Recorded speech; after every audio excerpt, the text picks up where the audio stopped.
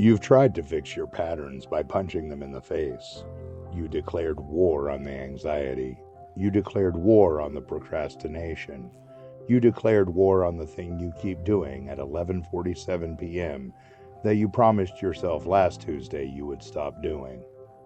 You made a plan, you got motivated, you attacked, and the pattern won, again.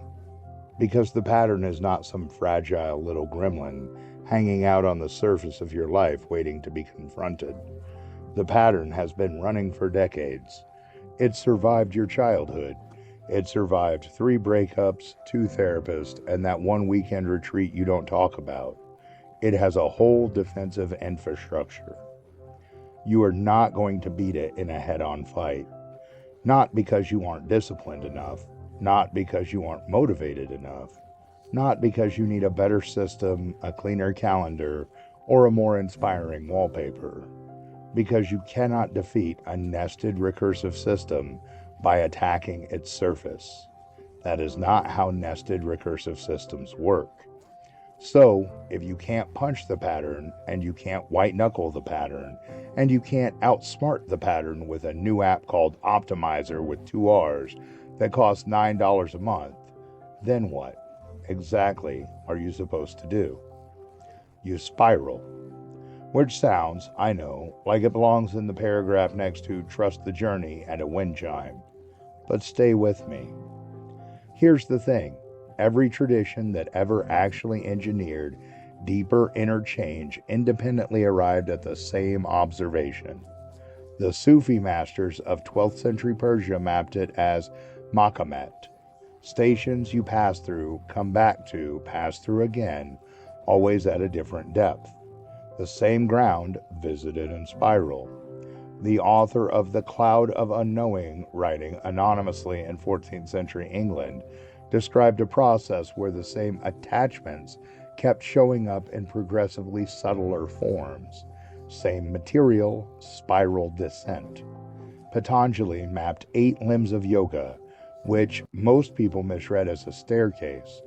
Actual practitioners describe them as concentric rings. You don't leave the earlier rings, you deepen through them. The Kabbalists mapped 10 sephirot, 10 stations of descent, and the practice was never cross them once and you're done. It was cross them repeatedly, each time with more of yourself available to meet them. The Tibetan traditions, the Taoist inner alchemists, the Christian contemplatives working through the stages of prayer, every one of them independently figured out the depth of the mind do not open through force, they open through spiral. 6 traditions, no contact with each other, identical structural finding. Either every major contemplative tradition on earth independently invented the same placebo, or they are all tracking something real about how the architecture works. Occam's razor says they are tracking something real. Here's why. Your patterns are nested. That's the whole thing. The pattern you want to fix, call it self-sabotage, people-pleasing, the thing you do around money, the relationship dynamic that keeps reproducing with different faces, that pattern isn't sitting on the surface. It's the output. Underneath the output is a belief that was installed somewhere, probably before you were 6. Underneath the belief is an emotion the belief was built to manage.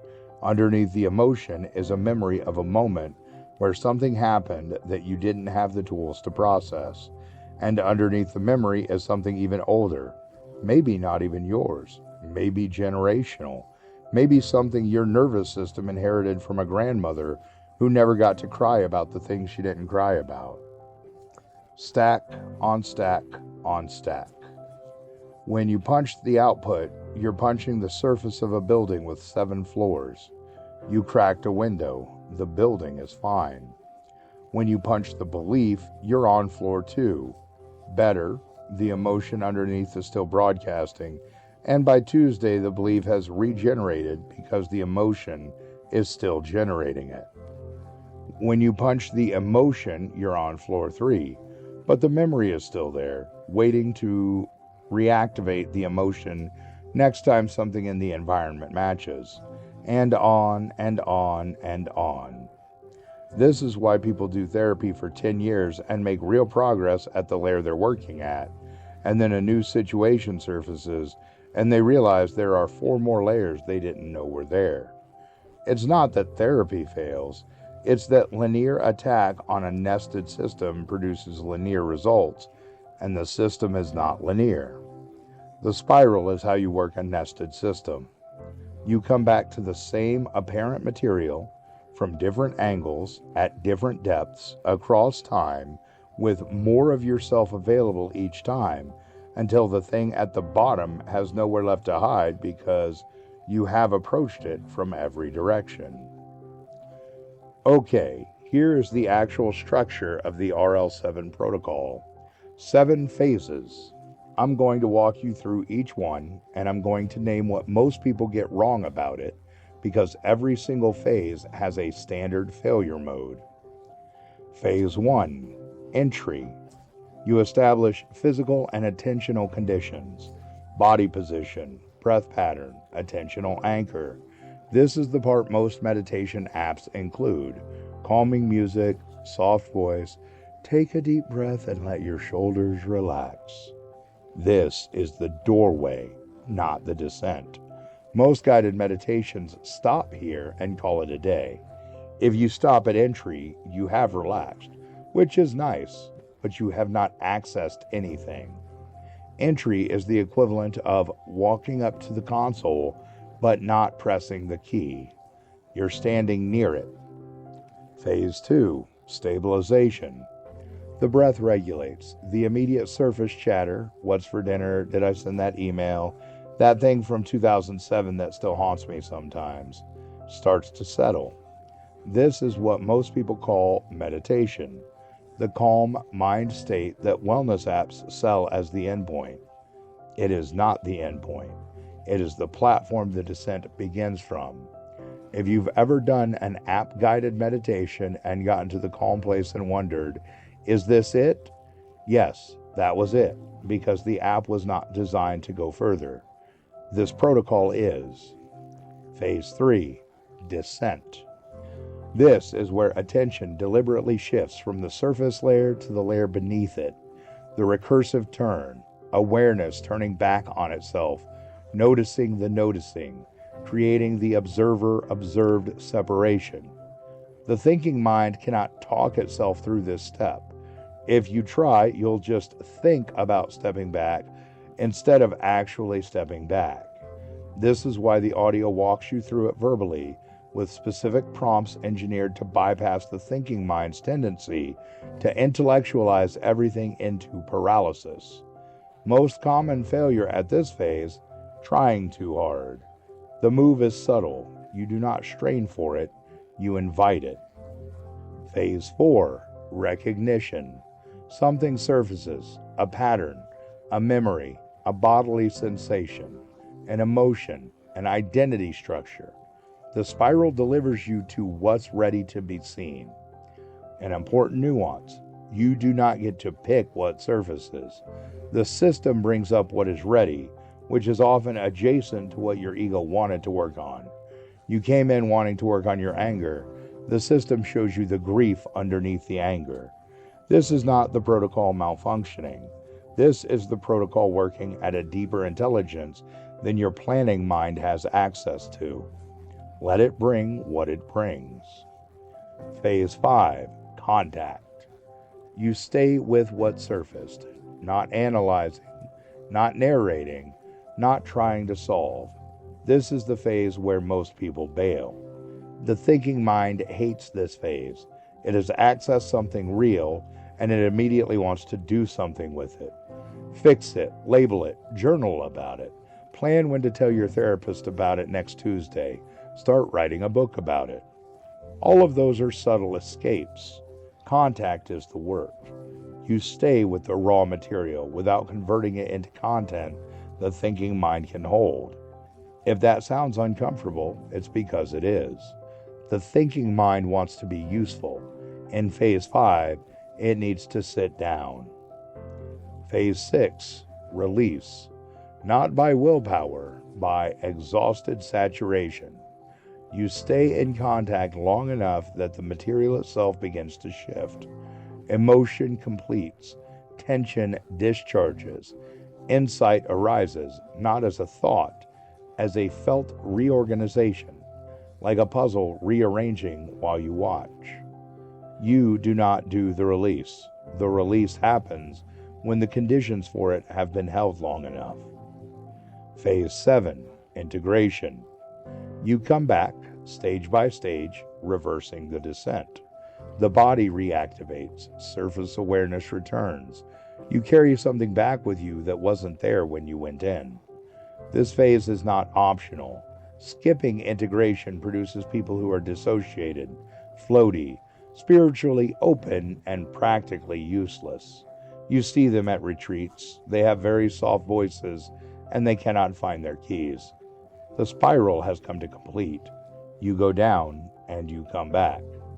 That's the 7 phases. The audio walks you through them. 14 minutes, designed to be repeatable, because one descent is not the work. The work is the spiral, across sessions, across the 40-day arc. Quick note on the same. RL7 stands for Recursive Layer 7th Stabilization. The practice is engineered around 7 repetitions because by run 7, something specific happens. The first time you run it, you're going to stay mostly on the surface layers. The 7-phase arc will feel mechanical. Phase 3 won't produce much. Phase 5 will feel awkward because your thinking mind has nothing to grab onto. This is completely expected. You have not developed the capacity yet. By run 3 or 4, the recursive turn in phase 3 starts producing an actual felt sense of stepping back. Phase 4 begins to produce material you did not know was there. By run 7, the protocol starts running you instead of you running it. You enter the descent more quickly. The recognition phase produces material with real weight. The release phase actually releases. This isn't magic. This is how skill acquisition works. You do not play an instrument fluently the first time. You do not speak a new language in the first lesson. Your inner system is the same. Capacity for recursive layer access is trainable. It responds to consistent practice. Run the audio once, you learn the room. Run it 3 times, you learn the moves. Run it 7 times, the moves start doing themselves. Spiral, repeated, across the 40-day container. The cost?